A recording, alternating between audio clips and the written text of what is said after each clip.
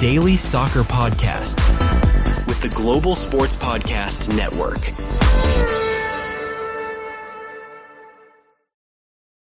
Hello and welcome to the Daily Newcastle. My name is Iain Mackay. It's a solo pod tonight. Everyone is busy again. Of course, it's my Cinderella night on Wednesday, and therefore it falls to me to give you your Daily Newcastle. Newcastle 3, Benfica 0. Now, Michael came on straight after yesterday to give his thoughts, I'm sure, which were very positive throughout, because I was actually there. And let me tell you, that is the best live performance by Newcastle I've seen, certainly this season, and a lot better than a lot that I sat through last season as well. Newcastle are back. Have we said that before? We might have had one or two false dawns this season already, but after a patient start in this game, a patient start which saw Dan Burn outdone once or twice by a very, very good right winger that Benfica had called Luca Bacchio, a young Belgian lad who was terrific. Get him down on our one to watch list. He might be hopefully heading our way at some point soon. Nick Pope played very well to make one or two saves early in the first half when he'd got through. His control was very good. One fabulous shot, which he was very unlucky that beat Pope but clipped the outside of the post. But even in those times, Newcastle looked to have the upper hand. Bigger, stronger, faster. Chow and Botman looked impregnable through the middle. And Anthony Gordon started really, really fast and just kept going for the whole game. What a performance by him. I was asking to see some of his England performances in a black and white shirt and was sadly let down when I watched him in his green shirt when he was at Brighton, because I thought that was a very disappointing performance last Sunday. But he was at it from the first minute, really aggressive in the tackle, really always looking to go forward, going past the fullback, putting crosses in. And of course, he scored the goal after half an hour that made us all breathe a sigh of relief and thought, we are going to do this. Because it was a slow start. It was a frustrating start. There were one or two nerves at the back. And it's Jose Mourinho. He could do anything. The last time he was managing a Portuguese team, he took them all the way through to win the Champions League. It was quite a while ago. But he still has some sort of magic, some sort of aura. And Benfica have a long European pedigree. So I know it's the Portuguese league and we ought to brush them aside. And the bookies certainly thought we were going to.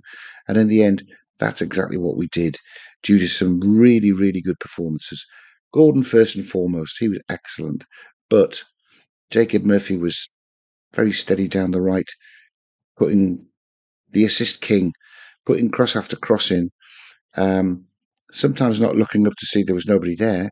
But early on, as I kind of predicted, he had one or two goals from outside the box, which were pretty close as well.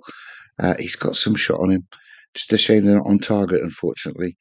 But Gordon settled our nerves with a goal from a well-worked move, beautiful through ball by Bruno, duplicating one of those precision defence-splitting passes that he showed when he was playing from Brazil. Murphy looked up and played a beautiful ball across. Gordon at the far post, just to easily tap the thing in. Great team goal. 5 minutes later, I don't know if you noticed, exactly the same move. And Bruno running into the box, though, managed to outstretch his foot and take the ball away from Voltemada and Gordon, who were both waiting for a tap into an empty net. But it was 1-0 for quite some time. We were on top then. It was excellent. They were very good. Really cool head in the centre of midfield. Our own Geordie Tonali, Lewis Miley. He was really impressive. And I've been asking for more game time for this lad all the way through last year. I think he's a great option when it comes to needing to rotate. I don't feel that the quality of the midfield drops off at all.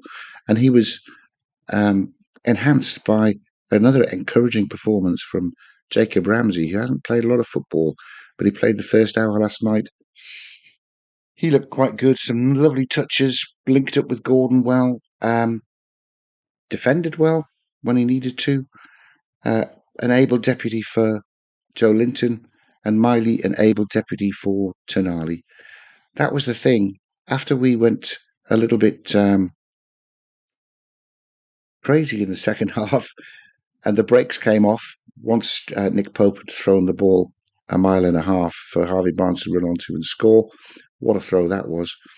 Yeah, the brakes came off, and we had a fantastic move, which Barnes rounded off for his second.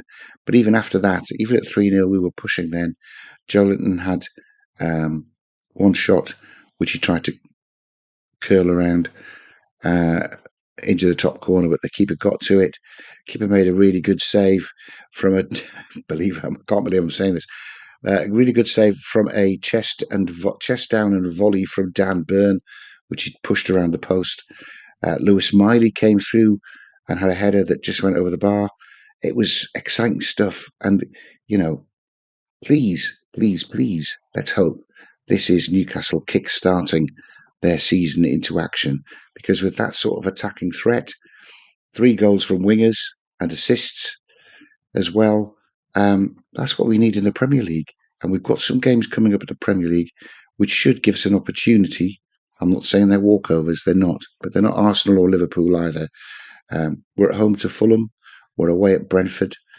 In the next 2 games, they're winnable games. If we can play like we played last night, they're really winnable games, particularly when you factor in that there was no Tonali last night, there was no Tino Livramento, there was no Lewis Hall, and Lewis Hall may well be back for the Brentford game.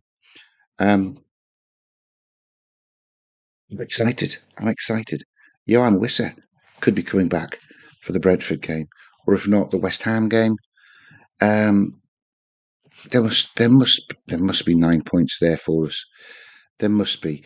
So I came on to show you my enthusiasm for how wonderful that team was. I think I've name checked everybody. I haven't said anything about Kieran Trippier. There was one move where Trippier came in from the right in the first half, and it was just begging. We were begging for him. He got into the box. He just had to put his laces through it. He would have taken the net off, but unfortunately, he decided to play Murphy and play the ball straight out. I wish he'd have a shot. He's got a great shot on him, but I don't know why. I don't know why he didn't. Yeah, they were really good, really good. And as I say, I want them to take that into the Premier League. What it has done is put us on 6 points after 3 games in the Champions League, which is a really good return. On target, as we'll go into after the break, for us to be making the 16 points that I predicted that we would get. Oh, there's still a lot of football to be played. Anyway, we'll go into a little bit more about that. Newcastle in after game week 3, and the rest of the British teams following on from Ken. Your body is unique. And Global Sports Podcast Network has partnered with Bioniq, the world's most personalised supplements. Bioniq provide 100% tailor-made supplements designed to deliver precisely what your body needs at exactly the right levels to optimise your health. No guessing. So click the link in the show notes. Use the code GSPN2025 for 40% off your first month's subscription. Bioniq. Don't settle for off-the-shelf solutions made for just anybody. Get what's right for you right now. We're back with part 2, a wider look at the situation in the Champions League table after match week 3. And I'm doing it quite late on the Wednesday night, so I can bring in all of the results, which I think are really interesting. Newcastle sitting in 8th place, automatic qualification place in that table, although, as I said, still a lot of football to be played. Last year in this table, 16 points got you into the top 8. Aston Villa had 16 points and finished in 8th place and avoided the nasty qualification round to get through to the knockout stage proper. And if you remember, in that nasty qualification round last year, 1 or 2 teams were very close to being knocked out when you would have expected them to get through. I mean, I don't know. I've got mixed feelings whether we want to qualify in the top 8 or do we want to get another qualification game, a playoff game? Because it's an extra game in the Champions League. It's another home game, another Champions League night. I don't know. I'd prefer us to finish 8th, I think, or above. And we're sitting in 8th place, which is marvellous. We've got 6 points from 9 games. We have 5 games left, 2 at home and 3 away. And looking through that, from Newcastle's perspective, I'll take us to have a win at home against Athletic Bilbao and against PSV. This is my original prediction. I see no reason to change that. Certainly, I would have had Benfica ahead of those two in terms of the quality of opposition that we were facing. So that's 2 wins at home. And away from home, I've got us to win at Leverkusen. I'm not really sure that they're up to speed just yet. Ten Hag obviously sacked, and the new chap looked like he was doing all right, but they did absolutely get belted at home last night. So I think we'll win there. I've got us to have a draw at Marseille. Michael thinks we'll get stuffed there. I don't know. They're a good team, but, are they that good a team? Remember, away from home, I think it's only Brighton that have scored against us in all of the matches we played away from home. So we are rock solid in defence. And we finish off at PSG, which I'm not expecting any points from. But 3 wins and a draw in 4 of these last 5 games would give us another 13 points. It wouldn't. It would give us another 10 points to go with the 6 that we have. 16 points that would give us. And 16 points puts us in the top 8, if you agree with how it went last year, which is quite exciting. But anyway, where does that put us in comparison to the rest of the UK teams? Arsenal played the same night as we did and walloped Atletico Madrid 4-0. Great result. Didn't score as good quality goals as we did, I don't think. But that's 9 points out of 9 for them. They are one of several teams that have still got maximum points. So they're in 4th place because of goal difference. But looking forward to their remaining games, they have got Slavia Prague at home. Sorry, Slavia Prague away, Bruges away, and I think they'll win both of those games. They're away at Inter Milan, which is a difficult game. I'll give them a point at that. And they're at home to Bayern, which is a difficult game, and I've given them a point for that. And they finish off at Kairat, pot 14. That's another win. So I think Arsenal pick up another 11 points to go with the 9 they already have. That's 20 points. That'll put them very close to the top, if not top altogether. I do think teams like Barcelona and Paris Saint-Germain and Bayern Munich and Inter Milan all look really, really strong. It's difficult to see where they're going to start dropping any points, to be honest.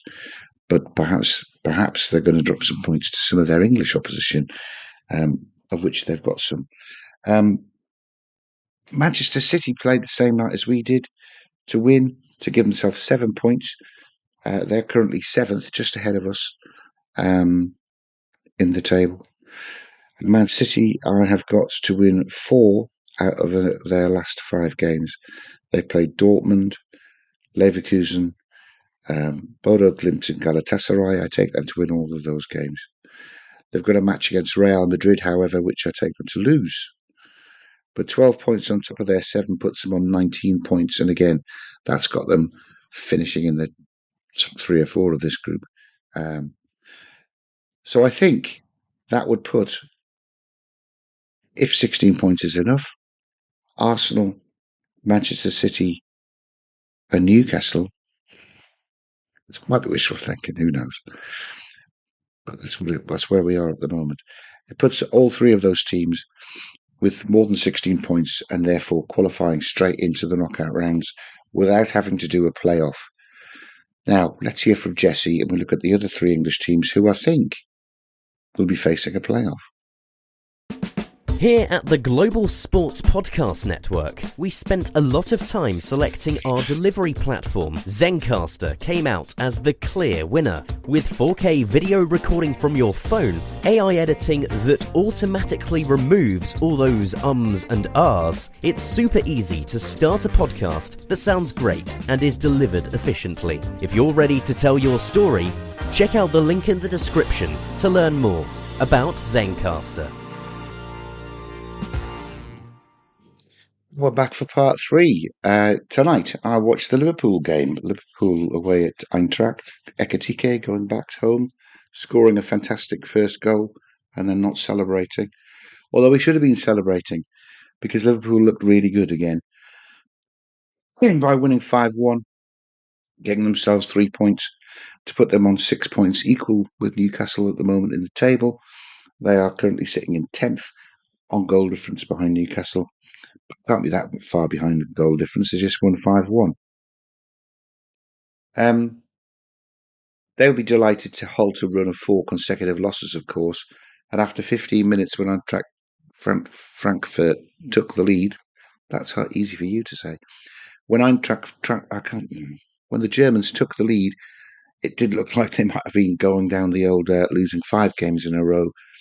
But to be fair, they were really much too strong for them, and they could score at will in the second half. To be honest, puts Liverpool on 6 points, as I've said. They have games coming up, though. 1 or 2 really dodgy games where they needed these points tonight, because if they hadn't got them, they could have had some wobbles. I think they'll be fine. But next up, they play Real Madrid away from home. Sorry, Liverpool, if you lose that one. They've got PSV at home, which I think is a clear win. Then they're away into Milan again. I've given them a point on my points total, but that is a hard game. Inter Milan, 3 out of 3 at the moment. Then they go away to Marseille, which I think is going to be a very hard game. That is a super intimidating atmosphere. I've given them a point in that one.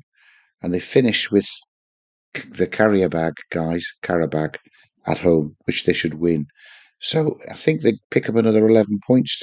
They pick up another 8 points to go with the 6 that they've got. Puts them on 14 points. 2 of those are draws where they're going to have to be good. They are going to have to be back to the Liverpool of old, because Van Dijk, Konate, 2 fullbacks, none of them look settled in defence.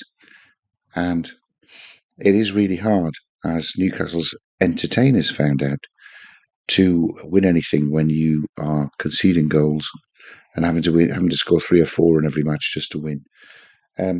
But yeah, Liverpool finish on 14 points, I think, and therefore go into a playoff to get into the knockout.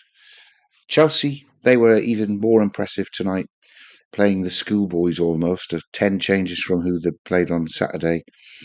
But absolutely hammered Ajax, who didn't help themselves by having a player sent off with one of those overhit controls where you dive in and stomp all over somebody's ankle. It was a clear red card. Chelsea then, again, dominated. They've won 5-1 at home. They beat Ajax. To put them with 6 points out of the first 3 games, like Newcastle. Now, who have they got left? I've got this, can't read it, Karabag. They play the Karabags away. I've given them a win there. They've got Barcelona at home. I take Barcelona on that one. They're away at Atalanta. That's tough. I think they'll be pleased with the draw there. At home to Paphos, the Cypriots, which is a win, and away at Napoli. Napoli, not the team that I thought they were as Italian champions, but I've given Chelsea a point there. They could easily win that and be up at 16 points, but instead I've given them a point. So 2 wins, 2 draws, and a loss to the 5 games left gives Chelsea a total of 14 points as well. They're currently 11th, by the way, and I think they'll be finishing around about that with 14 points. And they'd have a playoff match. Finally, Tottenham, who had a good start, a win and a draw in the first 2 games. they've picked up another draw tonight in a featureless, if you listen to all of the reports, 0-0 at Monaco. But that's the same result that Man City got when they played at Monaco. So they're on 5 points. They play Copenhagen at home next. I think they win. Then away at PSG after that. I think they lose. At home to Slavia Prague. That's another win to me. And then, at home to Dortmund. I've given them a draw out of that. And away at Frankfurt. I don't know. I've given them a draw out of that. They could well do a Liverpool and win really well there. Not sure. But Frankfurt score a lot of goals as well as conceding a lot of goals. And I'm still not convinced that Thomas Frank has got Tottenham to be equal to the sum of their individual parts. Not quite yet. Anyway, the 8 more points to come on top of the 5 they've got gives them 13, which again is 2 points ahead of where they need to be to finish in these places to get a playoff. So as it stands, in my estimation, all 6 of the English teams will get out of this group stage and at least be playing playoffs to get into the knockout stage. And that's what we want. It's not just wins, it's wins in comparison to the number of teams that you've got and their performance in Europe that determines whether we hit the coefficients to allow us to have the 5th place in the Champions League again. So I think it's important that all 6 of the teams in the Champions League, as well as Villa and Palace and Forest in the other European competitions, do well enough to give us that 5th place. Because let's be honest, probably 3 of the Premier League places are already tied up, and we're chasing Chelsea and Man U and Tottenham and Aston Villa to finish 4th and 5th to qualify for the Champions League next year. I love this Champions League, though. I want to qualify again. I think it's a little bit more relaxed when you play 8 to get qualified, so you can actually enjoy it. But there's some fantastic games that get thrown up every week. It's brilliant. And we look at that next round. Liverpool, Real Madrid coming up. Brilliant. Chelsea and Barcelona in the next week after that. The same time that Spurs play PSG. There's some wonderful games. I love the Champions League. I think Newcastle are going to qualify for the knockout stages without having to win a playoff. There you go. That's my prediction. I'm going to stop there. It's late.